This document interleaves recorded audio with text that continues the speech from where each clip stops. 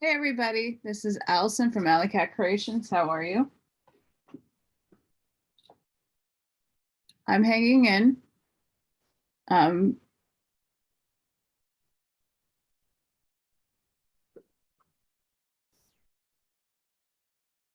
got a lot of feedback yesterday from this captivating book. So I'm going to read another 2 chapters now. And then later I'm going to go back into Urantia. I know, I'm trying to pump these out. Again, please like, please share, please subscribe to my channel if you are liking any of my videos. I appreciate it. I love the comments. I'm getting lots of emails from beautiful souls. It brightens my day. And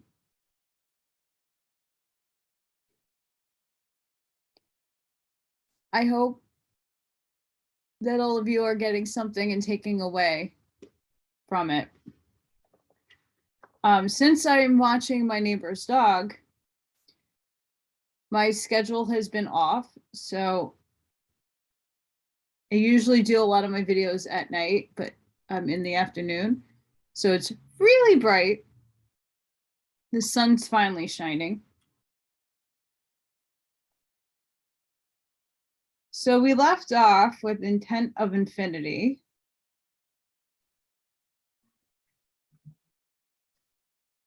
I believe, yeah. And now I'm gonna read, who was Don Mattius really?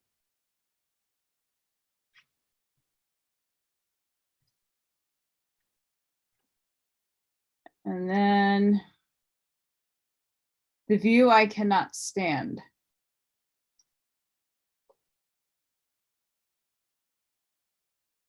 We'll see how long I can blow by these chapters. Oh, there's more. Yeah. So I'm going to start. I hope the people that are making lots of noise outside that you can't hear it.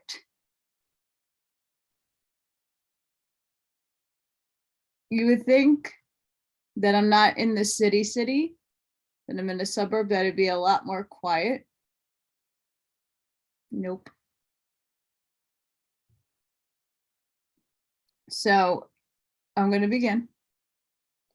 I know the last time it was a lot, almost 2 hours. But I know a lot of you do play me while you're doing chores and stuff. So I hope that these long videos are okay. I just feel this information needs to come out. And I don't want to chop it into a million different videos. I mean, this is a lengthy book. All right.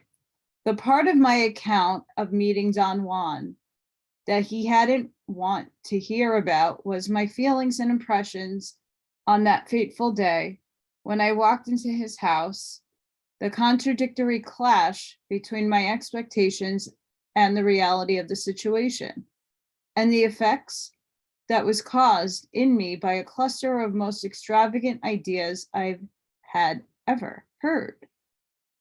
That is more in the line of confession than in the line of events, he said to me once I tried to tell him about all this. You couldn't be more wrong, Don Juan, I began, but I stopped. Something in the way he looked at me made me realize that he was right. Whatever I was going to say could have sounded only like lip service flattery. What had taken place on our first real meeting, however, was a transcendental importance to me and an event of ultimate consequence. During my first encounter with Don Juan in the bus depot in Nogales, Arizona, something of an unusual nature had happened to me, but it had come to me cushioned in my concerns with the presentation of the self. I had wanted to impress Don Juan, and in attempting to do so, I had forced all my attention on the act of selling my wares, so to speak. It was only months later that a strange residue of forgotten events began to appear. One day, out of nowhere, and with no coaxing or coaching on my part, I recollected with extraordinary clarity something that had completely bypassed me during my actual encounter with Don Juan. When he had stopped me from telling him my name, he had peered into my eyes and had numbed me with his look. There was infinitely more than I could have said to him about myself. I could have expounded on my knowledge and worth for hours if his look hadn't completely cut me off. In light of this new realization, I considered everything that had happened to me on that occasion. My unavoidable conclusion was that I had experienced the interpretation of some mysterious flow that kept me going, a flow that had never been interrupted before, at least not in the manner in which Don Juan had done it. When I tried to describe to any of my friends what I had physically experienced, a strange perspiration began to cover my entire body. The same perspiration that I had experienced when Don Juan had given me that look. I had been, at the moment, not only incapable of voicing a single word, but incapable of having a single thought. For some time after, I dwelled on the physical sensation of this interruption, for which I found no rational explanation. I argued for a while that Don Juan must have hypnotized me, but then my memory told me that he hadn't given any hypnotic commands, nor had he made any movements that could have trapped my attention. In fact, he had merely glanced at me. It was the intensity of that glance that had made it appear as if he had stared at me for a long time. It had obsessed me, and I had rendered me discombobulated at a deep physical level. When I finally had Don Juan in front of me again, the first thing I noticed about him was that he didn't look at all as I had imagined him during all the time I had tried to find him. I had fabricated an image of a man I had met at the bus depot, which I perfected every day by allegedly remembering more details in my mind. He was an old man, still very strong and nimble, yet almost frail. The man facing me was muscular and decisive. He moved with agility, but not nimbleness. His steps were firm and at the same time light. He excluded vitality and purpose. My composite memory was not at all in harmony with the real thing. I thought he had short, white hair and an extremely dark complexion. His hair was longer and not as white as I had imagined. His complexion was not that dark either. I could have sworn that his features were bird-like because of his age, but that was not so either. His face was full, almost round. In one glance, the most outstanding feature of the man looking at me was his dark eyes, which shone with a peculiar dancing glow. Something that had bypassed me completely in my prior assessment of him was the fact that his total countenance was that of an athlete. His shoulders were broad, his stomach flat. He seemed to be planted firmly on the ground. There was no feebleness to his knees, no tremor in his upper limbs. I had imagined detecting a slight tremor in his hand and arms, as if he was nervous and unsteady. I had also imagined him to be about 5 feet 6 inches tall, 3 inches shorter than his actual height. Don Juan didn't seem surprised to see me. I wanted to tell him how difficult it had been for me to find him. I would have liked to be congratulated by him on the titanic efforts, but he just laughed at me teasingly. "Your efforts are not important," he said. What's important is that you found my place. Sit down, he said, enticing me, pointing to one of the freight boxes under his ramada and patting me on the back, but it wasn't a friendly pat. It felt like he had slapped me on the back, although he never actually touched me. His quasi-slap created a strange, unstable sensation, which appeared abruptly and disappeared before I had time to grasp what it was. What was left in me instead was a strange peace. I felt at ease. My mind was crystal clear. I had no expectations, no desires. My unusual nervousness and sweaty hands, the marks of my existence, were suddenly gone. Now you will understand everything I'm going to say to you, Don Juan said to me, looking into my eyes as he had done in the bus depot. Originally, I would have found his statement perfunctory, perhaps rhetorical, but when he said it, I can only assure him repeatedly and sincerely that I would understand anything he said to me. He looked me in the eyes again with a ferocious intensity. I am Juan Mattias, he said, sitting down on another freight box, a few feet away, facing me. This is my name, and I voice it because with it, I am making a bridge for you to cross over to where I am. He stared at me for an instant before he started talking again. I am a sorcerer, he went on. I belong to a lineage of sorcerers that had lasted for 27 generations. I am the Nugual of my generations.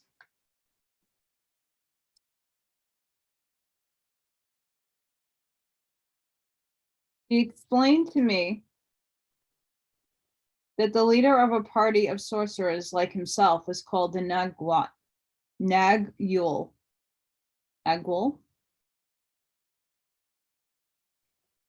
And that this was a genetic term applied to a sorcerer in such generation who had some specific energetic configuration that set him apart from the others, not in terms of superiority or inferiority or anything of the like, but in terms of capacity to be responsible. Only the Nagul, he said, has the energetic capacity to be responsible for the fate of his cohorts.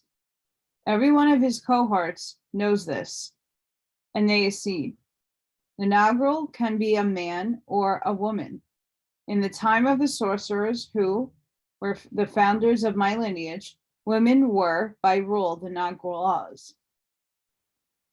Their naturally pragmatism, the product of their femaleness, led my lineage into pits of practicalities from which they could barely emerge. Then the males took over and led my lineage into pits of imbecility from which we are barely emerging now. Since the time of the Nagul Lajan, who lived about 200 years ago, he went on, there has been a joint nexus of effort, shared by a man and a woman. The Nagul men bring sobriety, the Nagul women brings invocation. I wanted to ask him at this point if there was a woman in his life who was a Nagul, but the depth of my concentration didn't allow me to formulate the question. Instead, he himself formulated for me. Is there a Nagul woman in my life, he asked. No, there isn't any. I'm a solitary sorcerer. I have my cohorts, though. At the moment, they are not around. A thought came with uncontainable vigor into my mind. At that instant, I remembered when some people in Yuma had told me about Don Juan running with a party of Mexican men who seemed very versed in sorcery maneuvers. To be a sorcerer, Don Juan continued, doesn't mean to practice witchcraft or to work to affect people or to be possessed by demons.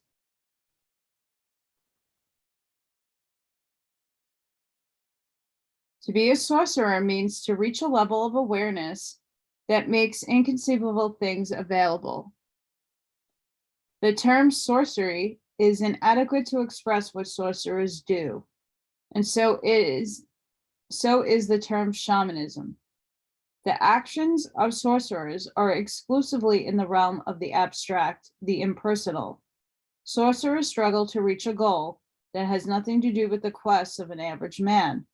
Sorcerers' aspirations are to reach infinity and to be conscious of it. Don Juan continued, saying that the task of sorcerers was to face infinity, and that they plunge into it daily, as a fisherman plunges into the sea. It was such an overwhelming task that sorcerers had to state their names before venturing into it. He reminded me that in Nogales, he had stated his name before any interaction had taken place between us.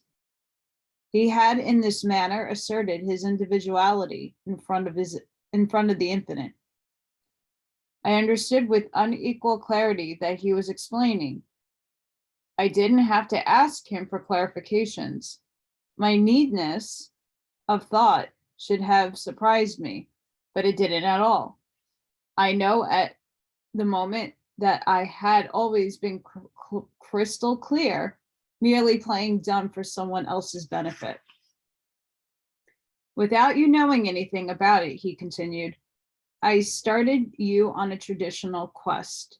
You are the man I was looking for. My quest ended when I found you, and yours when you found me now. Don Juan explained to me that as inaugural of his generation, he was in search of an individual who had specific energetic configuration adequate to ensure the continuity of his lineage. He said that at a given moment, the inaugural of each generation for 27 successive generations had entered into the most nerve-wracking experience of their lives, the search for succession. Looking me straight in the eyes, he stated that what made human beings into sorcerers was their capacity to perceive energy directly as it flows in the universe, and that when sorcerers perceive a human being in this fashion, they see a luminous ball or a luminous egg-shaped figure. His connection was that human beings are not only capable of seeing energy directly as it flows in the universe, but they actually can see it, although they are not deliberately conscious of seeing it. He made right then the most crucial distinction for sorcerers, the one between the general state of being aware and the peculiar state of being deliberately conscious of something. He categorized all human beings as possessing awareness in a general sense, which permits them to see energy directly. He categorized sorcerers as the only human beings who were deliberately conscious of seeing energy directly. He then defined awareness as energy and energy as constant flux, a luminous vibration that was never stationary, but always moving of its own accord. He asserted that when a human being was seen, he was perceived as a conglomerate of energy fields held together by the most mysterious force in the universe, a binding, aggregating, vibratory force that holds energy fields together in a cohesive unit. He further explained that the inaugural was a specific sorcerer in each generation whom the other sorcerers were able to see, not as a single luminous ball, but as a set of two spheres of luminosity fused one over the other. This feature of doubleness, he continued, permits the inaugural to perform maneuvers that are rather difficult for an average sorcerer. For example, the inaugural is a connoisseur of the force that holds us together as a cohesive unit. The inaugural could place his full attention for a fraction of a second on that force and numb the other person. I did that to you at the bus depot because I wanted to stop your barrage of me.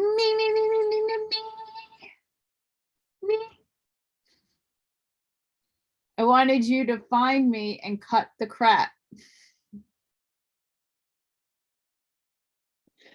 Don't you all wish we had that ability when someone comes up to you? I sure do. Okay, before I move on, I get a lot of like messenger messages from like random, and I'm not here to upset men, who look at my picture and assume that I'm like the Jersey Shore version of what DTF is. And they try to be nice, but like they never conversate with me. And then they ask me all kinds of nonsense, and then I have to stop them in their tracks. Like, what do you like to do? I like to read doctoral metaphysics. And it's like they don't know how to respond to that. And then I'm like, yeah, I read for my channel. I try to teach people. And then the conversation goes blank. And I'm like, well, I have this ability. I can read people's intentions. And I'm like, well, 96% of people that reach out to me in this manner are looking for something. And I'm not here to give that. So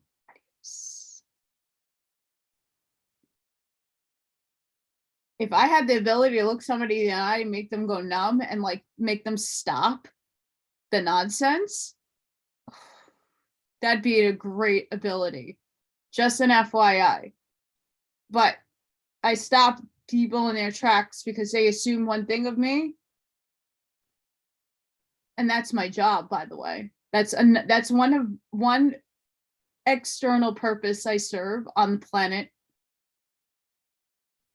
is to make people realize the outer shell of somebody isn't necessarily what is on the inside of the person. People make these blank assumptions about other people because of what they project out into the world. I like my eyeshadow. I like my makeup. I like wearing and doing what I do because I drum to my own beat. I am my unique, authentic self, and I do not cave to anybody. I do what I do, and I'm happy with myself for doing it. Other people can't handle that. And they go within the molds of everybody else, which is fine. That's your choice. My choice is different. But don't make assumptions. Especially of that fun type. Otherwise, I would have been married by now with kids. Nope. But don't we all wish we had that when someone's talking and they're just rambling on trying to sell themselves and you could stop them? I want that. That's really cool. You want something like that. I know there's a lot of you those of you who are watching this are like, yes. The sorcerers of my lineage maintain, Don Juan went on, that the presence of a double being, inaugural, is sufficient to clarify things for us. What's odd about it is that the presence of the inaugural clarifies things in a veiled fashion. It happened to me when I met the inaugural Julian, my teacher. His presence baffled me for years because every time I was around him, I could think clearly, but when he moved away, I became the same idiot that I had always been. I had the privilege, Don Juan went on, of actually meeting and dealing with two inaugurals. For 6 years, at the request of the inaugural Elias, the teacher of the inaugural Julian, I went to live with him. He is the one who reared me, so to speak. It was a rare privilege.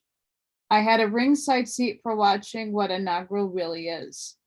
The Nagril Ilias and the Nagril Julian were two men of tremendously different temperaments. The Nagril Ilias was quieter and lost in the darkness of his silence. The Nagril Julian was bombastic, a compulsive talker. It seemed that he lived to dazzle women. There were more women in his life than one could care to think about. Yet both of them were astoundingly alike in that they were nothing inside them. They were empty. The Nagril Elias was a collection of astounding, hunting stories of regions unknown. The Nagril Julian was a collection of stories that would have anybody in stitches sprawled on the ground laughing. Whenever I tried to pin down the man in them, the real man, the way I could pinpoint the man in my father, the man in everybody I knew, I found nothing. Instead of a real person inside them, there was a bunch of stories about persons unknown. Each of the two men had his own flair, but the end result was just the same emptiness, an emptiness that reflected not the world, but infinity. Don went on to explaining that the moment one crosses a peculiar threshold in infinity, either deliberately or, as in my case, unwittingly, everything that happens to one from then on is no longer exclusively in one's own domain, but enters into the realm of infinity. When we met in Arizona, both of us crossed a peculiar. I hate not having back teeth, by the way. That's where I'm getting stuck. Not having back teeth. So annoying. Threshold, he continued. And this threshold was not decided by either one of us, but infinity itself. Infinity is everything that surrounds us. He said this and made a broad gesture with his arms.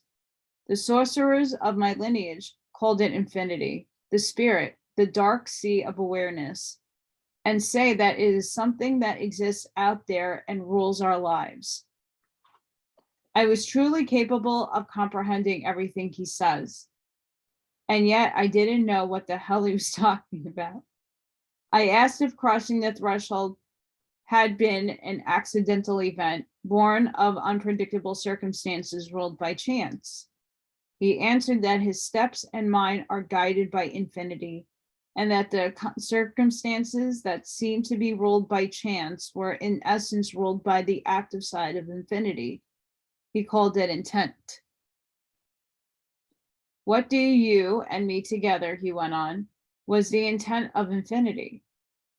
It is impossible to determine what the intent of infinity is, yet it is there, as palpable as you and I are. Sorcerers say that it is a tremor in the air. The advantage of sorcerers is to know that the tremor in the air exists, and to acquiesce to it without any further ado. For sorcerers, there's no pondering, wondering, or speculating. They know that all they have is the possibility of merging with the intent of infinity, and they just do it. Nothing could have been clearer to me than those statements. As far as I was concerned, the truth of what he was telling me was so self-evident that it didn't permit me to ponder how such absurd assertions could have sounded so rational. I knew that everything that Don Juan was saying, it was not only truism, but I could corroborate it by referring to my own being. I knew about everything that he was saying. I had the sensation that I had lived every twist of his description. Our exchange ended then. Something seemed to deflate inside me. It was at the instant that the thought crossed my mind that I was losing my marbles. I had been blinded by weird statements and had lost every conceivable sense of objectivity. Accordingly, I left Don Juan's house in a real hurry, feeling threatened to the core by my unseen enemy. Don Juan walked me to my car, fully cognizant of what was going on inside me. "Don't worry," he said, putting his hand on my shoulder. "You're not going crazy. What you felt was a gentle tap of infinity." As time went by, I was able to corroborate what Don Juan had said about two teachers. Don Juan Mattias was exactly as he had described those two men to be. I would go as far as saying that he was an extraordinary blend of both of them. On the one hand, extremely quiet and introspective, on the other, extremely open and funny. The most accurate statement about what a inaugural is, which he voiced the day I found him, was that an inaugural is empty, and that the emptiness doesn't reflect the world, but it reflects infinity. Nothing could have been more than this in reference to Don Juan Mattias. His emptiness reflected infinity. There was no boisterousness on his part or assertions about the self. There was not a speck of need to have either grievances or remorse. His was the emptiness of a warrior traveler seasoned to the point where he doesn't take anything for granted. A warrior traveler who doesn't underestimate or overestimate anything. A quiet, disciplined fighter whose elegance is so extreme that no one, no matter how hard they try to look, will ever find the seam where all that complexity has come together.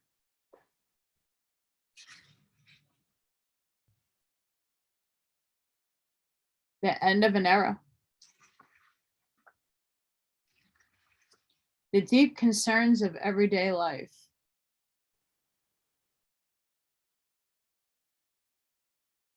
I went to Sonora to see Don Juan. I had to discuss with him the most serious event of that moment in my life. I needed his advice when I arrived in his home. I barely went through the formality of greeting him. I sat down and blurted out my turmoil. Calm down, Don Juan said. Nothing can be that bad." "What's happening to me, Don Juan?" I asked. It was a rhetorical question on my part. "It is the workings of infinity," he replied. "Something happened to your way of perceiving the day you met me.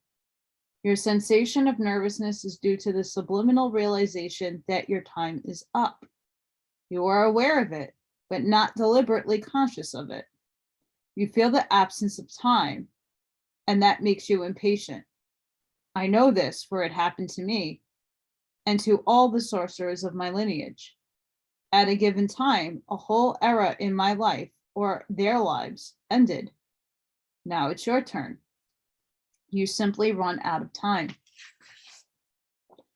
He demanded that then a total account of whatever had happened to me.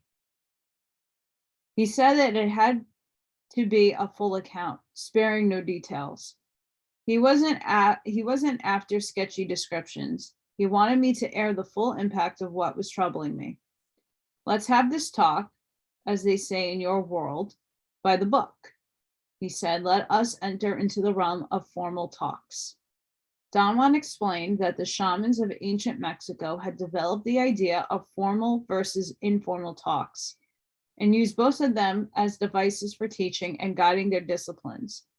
Formal talks were for them summations that they made from time to time of everything that they had taught or said to their disciples. Informal talks were daily elucidations in which things were explained without reference to anything but phenomenon itself under scrutiny. "Sorcerers keep nothing to themselves," he continued. "To empty themselves in this fashion is a sorcerer's maneuver. It leads them to abandon the fortress of the self." I began my story telling Don Juan that the circumstances of my life had never permitted me to be introspective. As far back in my past as I can remember, my daily life has been filled to the brim with pragmatic problems that have clamored for immediate resolution. I remember my favorite uncle telling me that he was appalled at having found out that I had never received a gift for Christmas or for my birthday. I had come to live in my father's family's home not too long before he made that statement. He commiserated with me about the unfairness of my situation. He even apologized, although it had nothing to do with him. It is disgusting, my boy, he said, shaking with feeling. I want you to know that I am behind you 100% whenever the moment comes to redress wrongdoings. He insisted over and over that I forgive the people who had wronged me. From what he said, I formed that impression that he wanted me to confront my father with the findings and accuse him of indolence and neglect, and then, of course, forgive him. He failed to see that I didn't feel wronged at all. What he was asking me to do required an introspective nature that would make me respond to the barbs of psychological mistreatment once they were pointed out to me. I assured my uncle that I was going to think about it, but not at that moment, because at the very instant, my girlfriend from the living room where she was waiting for me was signaling desperately to hurry up. I never had the opportunity to think about it, but my uncle must have talked to my father, because I got a gift from him, a package neatly wrapped with a ribbon and all, and a little card that said sorry. I eagerly ripped the wrappings. That was a cardboard box, and inside there was a beautiful toy, a tiny boat with a winding key attached to the steam pipe. It could have been used by children to play with while they took baths in the bathtub. My father had thoroughly forgotten that I was already 15 years old, for all practical purpose a man. Since I had reached my adult years, still incapable of serious introspection, it was quite a novelty when one day, years later, I found myself in those throes of a strange emotional agitation, which seemed to increase as time went by.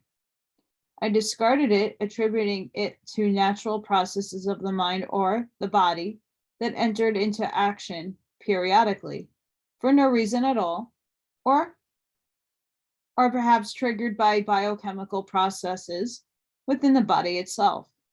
I thought nothing of it. However, the agitation increased, and its pressure forced me to believe that I had arrived at a moment in life when what I needed was a drastic change. There was something in me that demanded a rearrangement of my life. This urge to rearrange everything was familiar. I had felt it in the past, but it had been dormant for a long time. I was committed to studying anthropology, and this commitment was so strong that not to study anthropology was never a part of my proposed drastic change. It didn't occur to me to drop out of school and do something else. The first thing that came to mind was that I needed to change schools and go somewhere else far away from Los Angeles.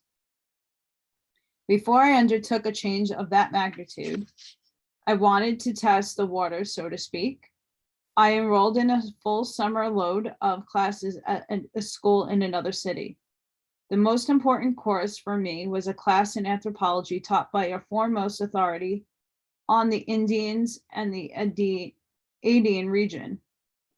It was my belief that if I focused my studies on an area that emotionally accessible to me, I would have a better opportunity to do anthropological fieldwork in a serious manner when the time came. I conceived of my knowledge of South America as giving me a better entry into any given Indian society there. At the same time that I registered for school, I got a job as a research assistant to a psychiatrist who was the older brother of one of my friends.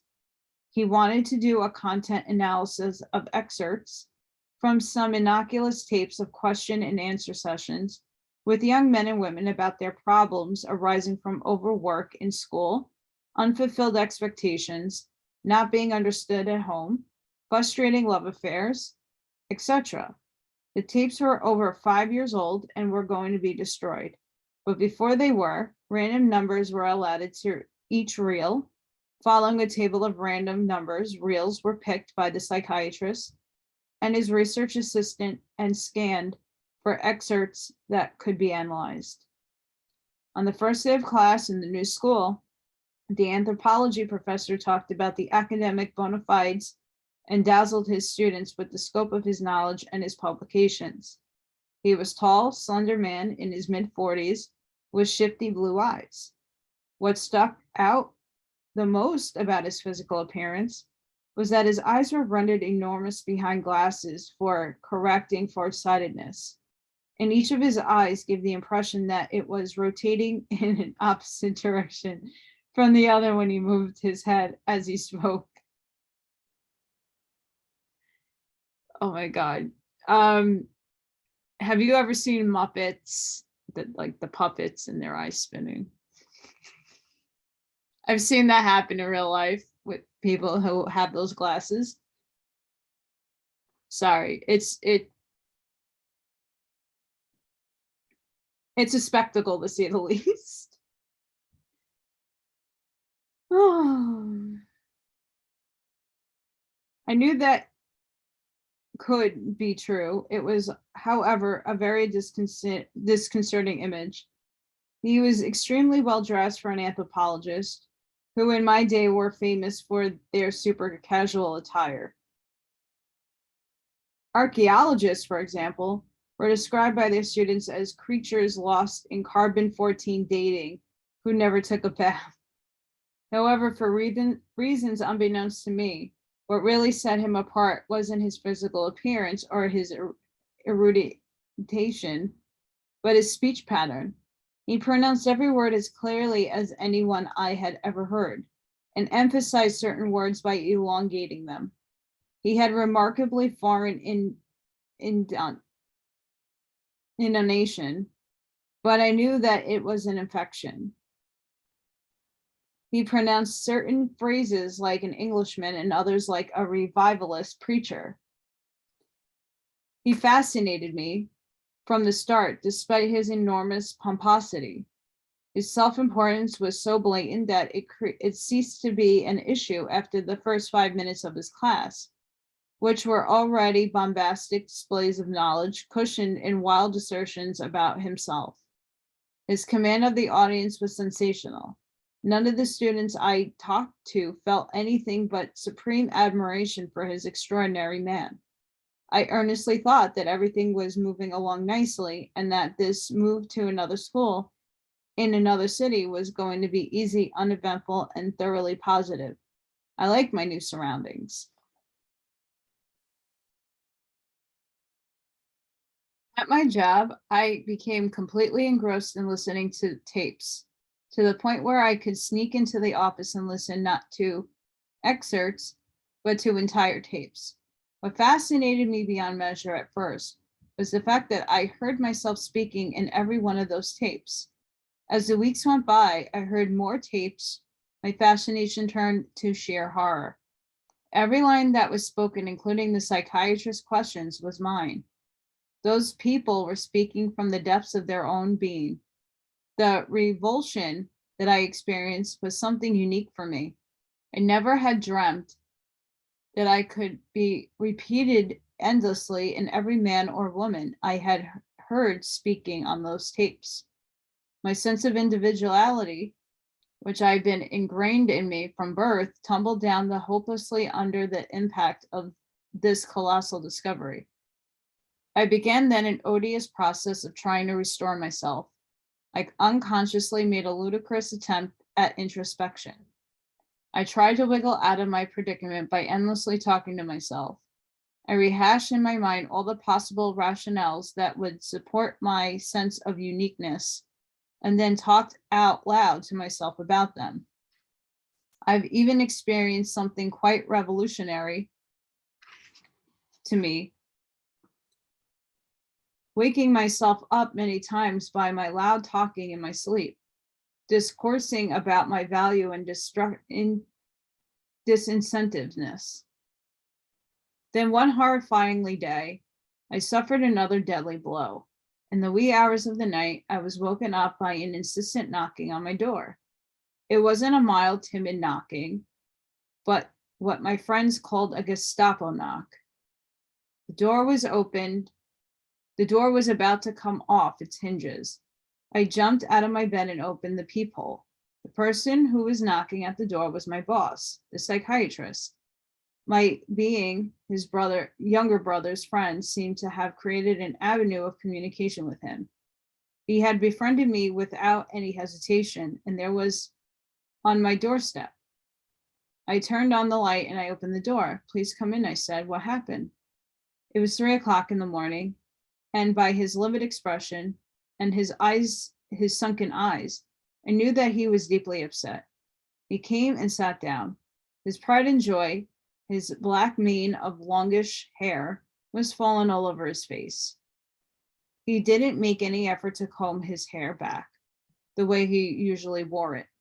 I liked him very much because he was older version of my friend in Los Angeles with that black, heavy eyebrows, penetrating brown eyes, a square jaw, and thick lips. His upper lip seemed to have an extra fold inside, which at times when he smiled a certain way gave the impression that he had a double upper lip. He always talked about the shape of his nose, which he described as an impertinent, pushy nose. I thought he was extremely sure of himself and opinionated beyond belief. He claimed that in his profession, those qualities were winning cards. What happened? He repeated with a tone of mockery, his double upper lip trembling uncontrollably. Anyone can tell that anything that has happened to me tonight. He sat down in a chair. He seemed dizzy, disorientated, looking for words. He got up and went to the couch, slumping down on it. It's not only that I have the responsibility of my patients, he went on, but my research grant, my wife, kids, and now another fucking pressure has been added to it. What burns me up is that it was my own fault for my own stupidity for putting my trust in a stupid C word that is used in England to describe a woman. I'll tell you, Carlos, he continued, there's nothing more appalling, disgusting, nauseating than the insensitivity of women. I'm not a woman hater, you know that. But at this moment, it seems to me that every single is just a duplicitous and vile. I didn't know what to say. Whatever he was telling me didn't need affirmation or contradiction. I wouldn't have dared to contradict him anyway. I didn't have the ammunition for it. I was very tired. I wanted to go back to sleep, but he kept on talking as if his life depended upon it.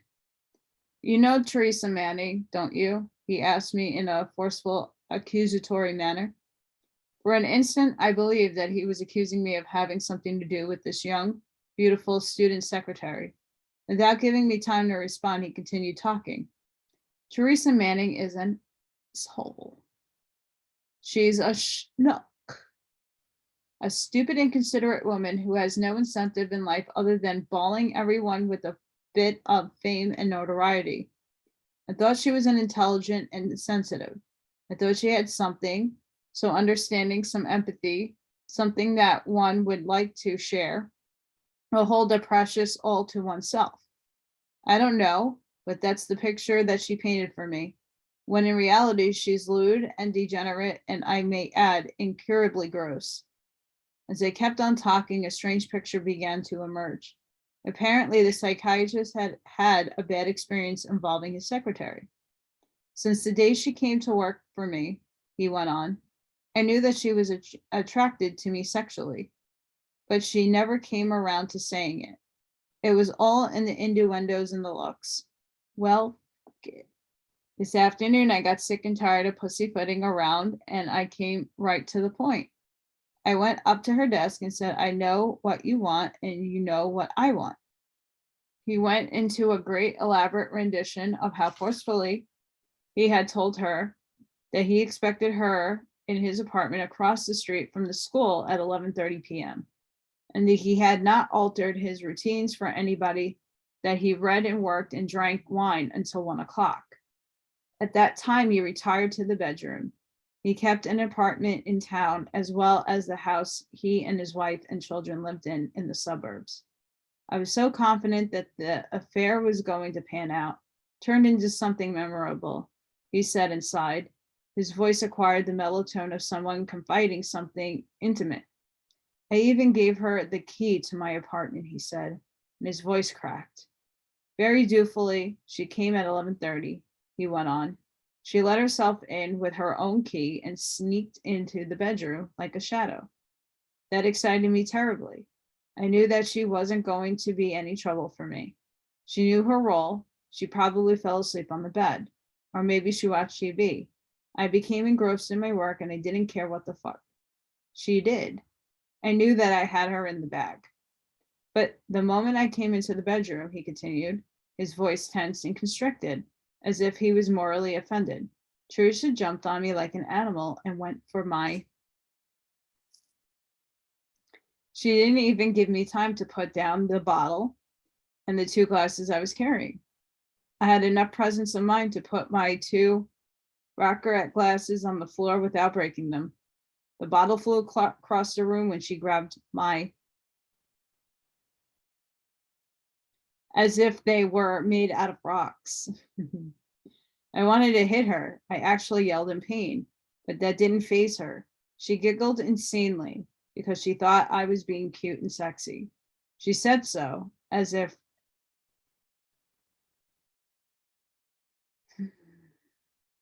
to palisade me. Shaking my head with contained rage, he said that the woman was so freaking eager and utterly selfish that she didn't take into account that the man needs a moment's peace. He needs to feel at ease at home in friendly surroundings. Instead of showing consideration and understanding as her role demanded, Teresa Manning pulled his out of his pants with the expertise of someone who had done it 100 times. The result of all of this shit, he said, was that my sensuality retreated in horror. I was emotionally emasculated. My body abhorred that woman instantly, yet my lust prevented me from throwing her out in the street. He said that he decided that instead of losing face by his impotence, miserably, the way he was bound to, he would have mouth with her, made her have put her at his mercy, but his body had rejected the woman so thoroughly that he couldn't do it. The woman was not even beautiful anymore, he said, but plain. Whatever she dressed up, the clothes that she wears hide the bulges of her hips. She actually looks okay, but when she's naked, she's a sack of white flesh. The slenderness that she presents when she's clothed is fake. It doesn't exist. Ben poured out of his psychiatrist in the ways that I would never have imagined. He was shaking with rage. He wanted desperately to appear cool and kept on smoking cigarette after cigarette. He said that the oral was even more maddening and disgusting and that he was just about to vomit when the freaking woman actually kicked him in the belly and rolled out of his own bed onto the floor and called him an impotent.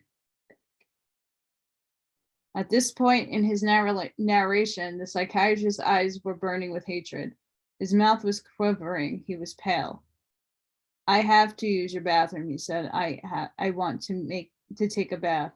I am reeking, believe it or not. I have froth. Guys, I would read all these awesome words because hey, I'm a New Yorker and I have a sailor mouth. That's beyond crude. But to keep me not from getting censored or banned or any of that, I'm keeping it like PG versioned, okay? Just to put it out there. That's a little raunchy for me. Not really, but yeah, it's awesome. And I'm sure you want to hear the actual words. You get my drift.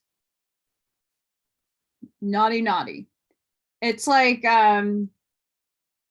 50 Shades of Grey with explicit words.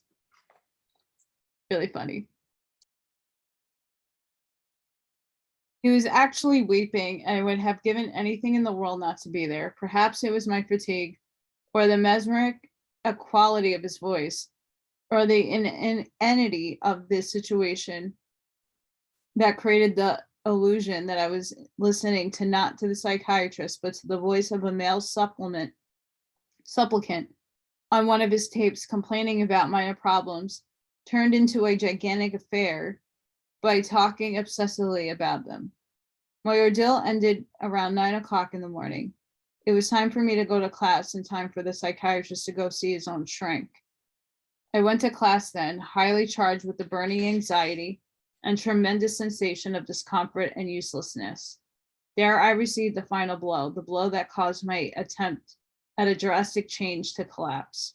No volition of my own was involved in its collapse, which had happened not only as if it had been scheduled, but as if its progression had been accelerated by some unknown hand.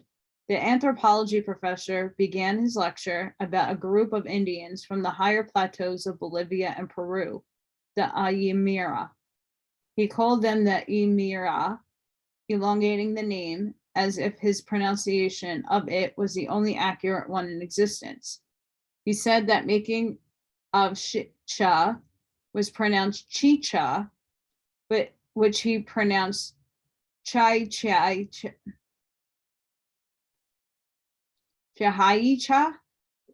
an alcoholic beverage made from fermented corn. So I'm sorry if I butchered that, but it's like not well put in the book.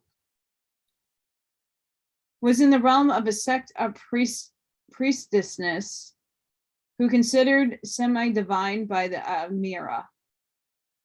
He said in a tone of revelation that those women were in charge of making the cooked corn into a mush ready for fermentation by chewing and spitting it, adding it this manner of enzymes found in human saliva. The whole class shrieked with contained horror at the mention of human saliva.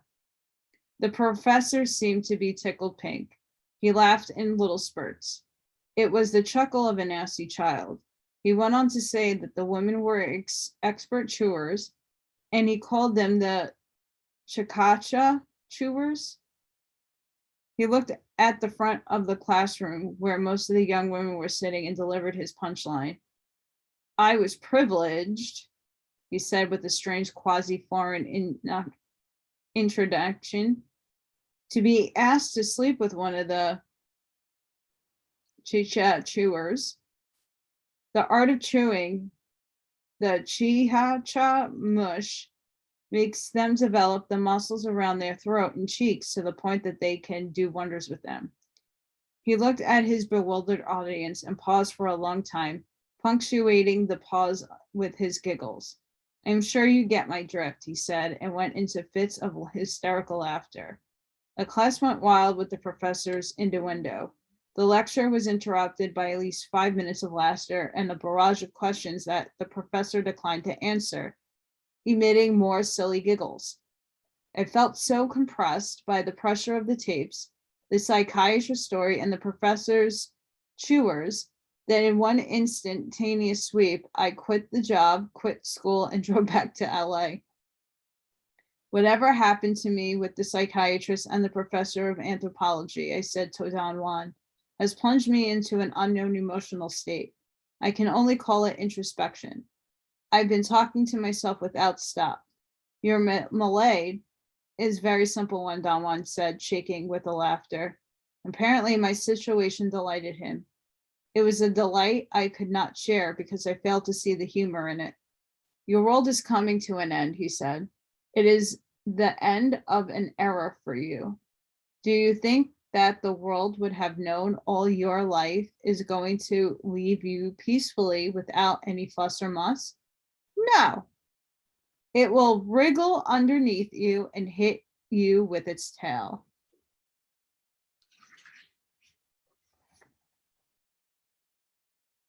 Okay, this is a very short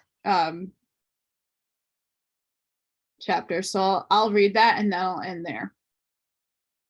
The view I cannot stand. Los Angeles had always been home for me. My choice of Los Angeles had not been volitional.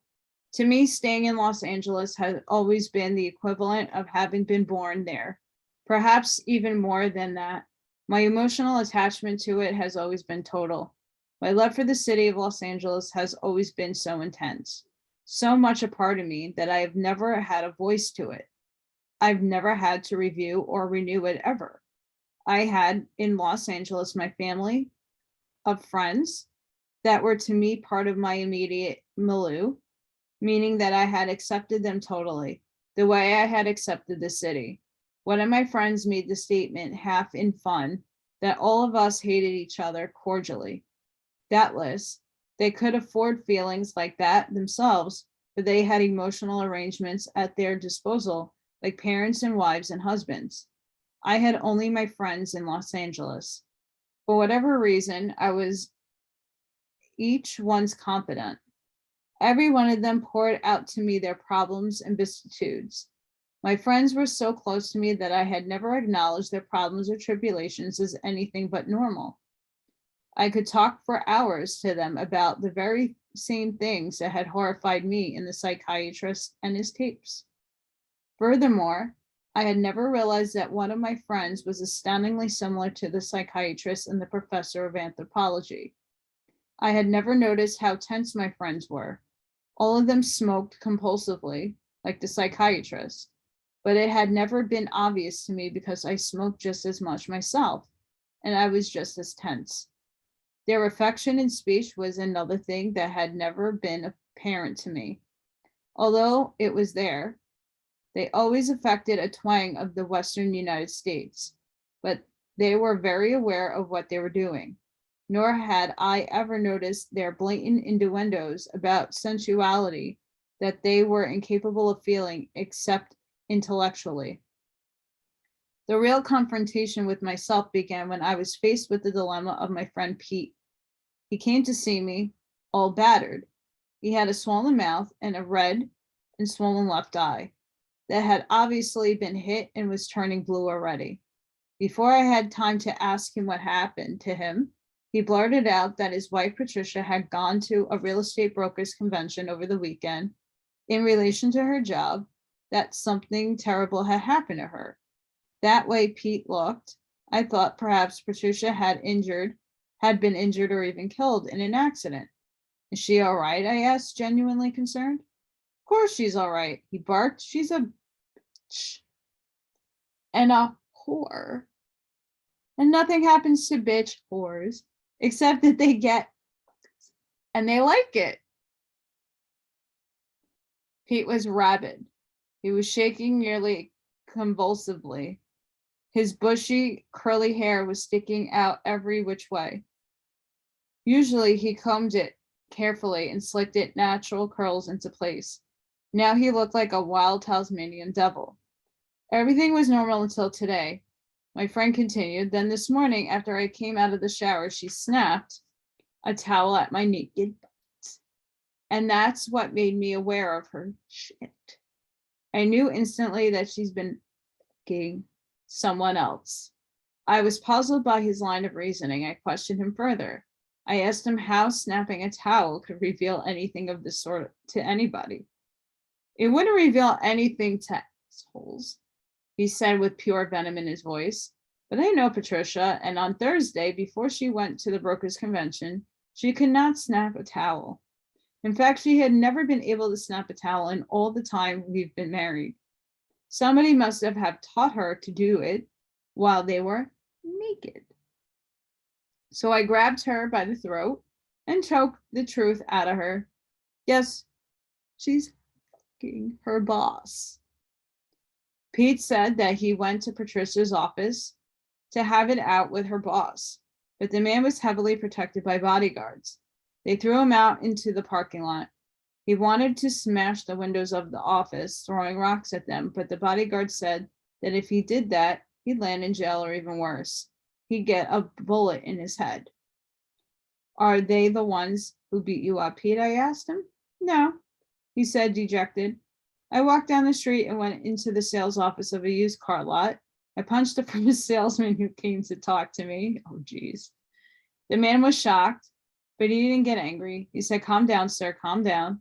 There's room for negotiation." When I punched him again in the mouth, he got pissed off. He was a big guy and he hit me in the mouth and then the eye and knocked me out. When I came to my senses, Pete continued, I was lying on a couch in their office. I heard the ambulance approaching. I knew they were coming for me, so I got up and ran out. Then I came to see you. He began to weep uncontrollably. He got sick to his stomach. He was a mess. I called his wife, and in less than 10 minutes, she came to the apartment. She kneeled in front of Pete and swore that she loved him, only him. That everything else she did was pure imbecility, and that theirs was a love that was a matter of life or death. The other was nothing. She didn't even remember them. Both of them wept in their hearts, content, and of course they forgave each other. Patricia was wearing sunglasses to hide the hematoma by her right eye where Pete had hit her. Pete was left-handed. Both of them were obvious to my presence. And when they left, they didn't even know I was there. They just walked out, leaving the door open, hugging each other. Life seemed to continue for me as it always had. My friends acted with me as they always did. We were, as usual, involved in going to parties or movies or just simply chewing the fat or looking for restaurants where they offered all you can eat for the price of one meal. However, despite this pseudo-normality, a strange new factor came to have entered in my life. As a subject who was experiencing it, it appeared to me that all of a sudden I had become extremely narrow-minded. I had begun to judge my friends in the same way I had judged a psychiatrist and professor of anthropology. Who was I, anyway, to set myself up in judgment of anyone else? I felt immense sense of guilt. To judge my friends created a mood previously unknown to me. But what I considered to be even worse was that not only was I judging them, I was finding their problems and tribulations astoundingly banal. I was the same man. They were my friends. I had heard their complaints and renditions of their situations hundreds of times. I hadn't ever felt anything except a deep identification with whatever I was listening to. My horror at discovering this new mood in myself was staggering. The aphorism that when it rains, it pours couldn't have been more true for me at the moment in my life. The total disintegration of my way of life came when my friend Rodrigo Cummings asked me to take him to the Burbank airport. From there, he was going to fly to New York. It was a very dramatic and desperate maneuver on his part. He considered it his damnation to be caught in Los Angeles. For the rest of his friends, it was a big joke. The fact that he had tried to drive across country to New York various times, and every time he had tried to do it, his car had broken down. Once he has gone as far as Salt Lake City, his car collapsed. It needed a new motor. He had to junk it there. Most of the time, his cars petered out in the suburbs of Los Angeles.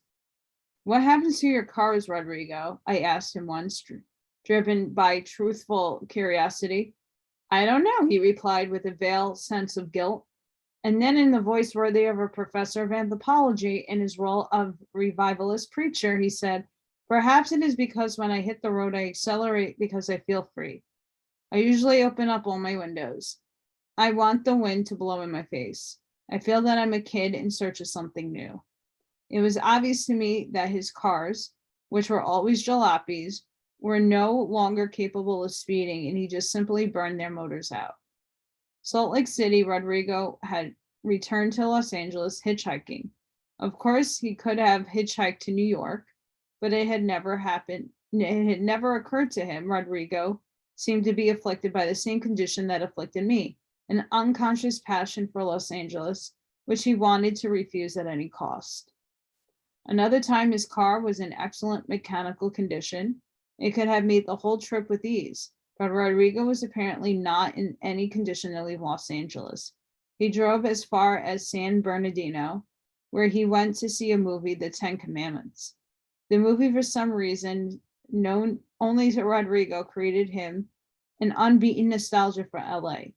He came back and wept, telling me how the city of Los Angeles had built a fence around him that didn't let him go through. His wife was delighted that he hadn't gone, and his girlfriend, Melissa, was even more delighted, although also chagrined because she had to give back the dictionaries that he had given her. His last desperate attempt to reach New York by plane was rendered even more dramatic because he borrowed money from his friends to pay for the ticket. He said that in this fashion, since he didn't intend to repay them, he was making sure that he wouldn't come back. I put his suitcase in the trunk of my car and headed with him for the Burbank airport. He remarked that the plane didn't leave until 7 o'clock. It was early afternoon and we had plenty of time to go and see a movie. Besides, he wanted to take one last look at Hollywood Boulevard, the center of our lives and activities. We went to see an epic in Technicolor and cinema. It was a long, excruciating movie that seemed to rivet Rodrigo's attention. When we got out of the movie, it was already getting dark. I rushed to the Burbank in the midst of heavy traffic. He demanded that we go on the surface streets rather than the freeway, which was jammed at that hour. The plane was just leaving when we reached the airport. That was the final straw. Meek and defeated, Rodrigo went to a cashier and presented his ticket to get his money back. The cashier wrote down his name and gave him a receipt and said that this money would be sent with 6 to 12 weeks from Tennessee, where the accounting offices of the airline was located. He drove back to the apartment building where he lived. Since he hadn't said goodbye to anyone this time for fear of losing face, nobody had ever noticed that he had tried to leave once more. The only drawback was that he had sold his car. He asked me to drive him to his parents' house because his dad was going to give him the money he had spent on the ticket. His father had always been, as far back as I can remember, the man who had bailed Rodrigo out of every problematic situation that he had ever gotten into. The father's slogan was, "Have no fear, Rodrigo Sr. is here." After he heard Rodrigo's request for a loan to pay his other loan, the father looked at my friend with the saddest expression that I've ever seen. He was having terrible financial difficulties himself. Putting his arm around his son's shoulder, he said, "I can't help you this time, my boy. Now you have to have fear because Rodrigo Sr. is no longer here." I want desperately to identify with my friend, to feel his drama the way I have always had, but I couldn't. I only focused on the father's statement. It sounded to me so final that it galvanized me. I sought Don Juan's company avidly. I left everything pending in Los Angeles and made a trip to Sonora. I told him about the strange mood and I had entered into with my friends. Sobbing with remorse, I said to him that I had begun to judge them. "Don't get so worked up over nothing," Don Juan said calmly. "You already know that a whole era in your life is coming to an end. But an era doesn't really come to an end until the king dies." "What do you mean by that, Don Juan?" "You are the king and you're just like your friends. That is the truth. That makes you shake in your boots.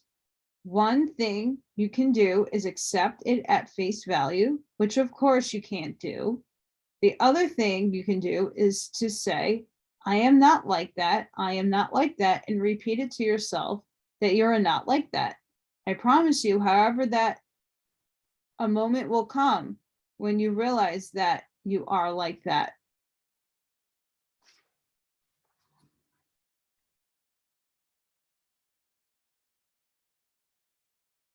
So many of us are going through this exact experience where people are falling away from our being, our atmosphere. The people who we once collectively were enmeshed with and ingrained with are no longer in our lives or are exiting our lives as we speak. And it does make us look back and makes us question why. It makes us think deep that we did something wrong, that there's something wrong with us. But we have to accept the fact that all of us are mirrors for each other. And yes, we're human. We all have needs and wants and do things that are not great. But if you don't look at those things as learning experiences, like going through those things, I mean, I'm not speaking for the affairs in that book because that's just not good. And I'm not here to judge those who do such things. But are they righteous? Not for me to judge. But we all have things that are inside of ourselves that are reflective in other people. And when those people fall away, we question a lot of it. And it's a part of the ascension that we come to realize that those are the parts of ourselves that we need to heal. And that we need to identify, and we need to dive down into the shadow self and heal.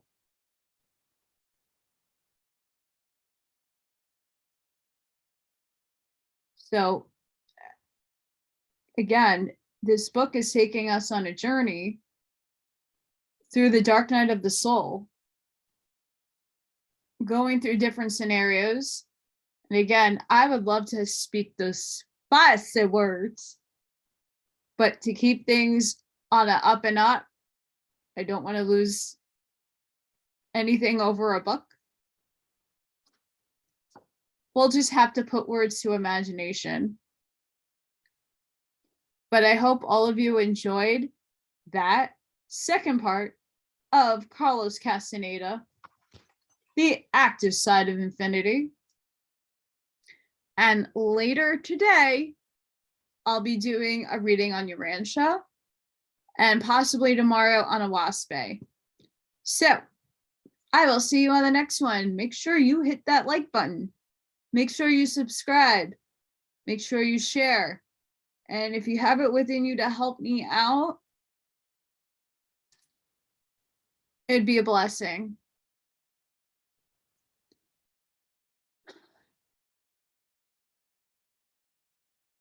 And I do thank everybody who has contributed to helping me out. It's amazing. And sometimes I cry in happy tears knowing that there are people willing to help and do something selfless to aid another. And anything is help, especially thumbs upping. So I hope everybody has a great day. For some of you, I might see you later. And if this keeps up, I might be doing lives. We'll see. I do get sometimes distractions and sometimes I have to get up and pause, but we'll see. Sending love and light to each and every one of you. Until next time, bye.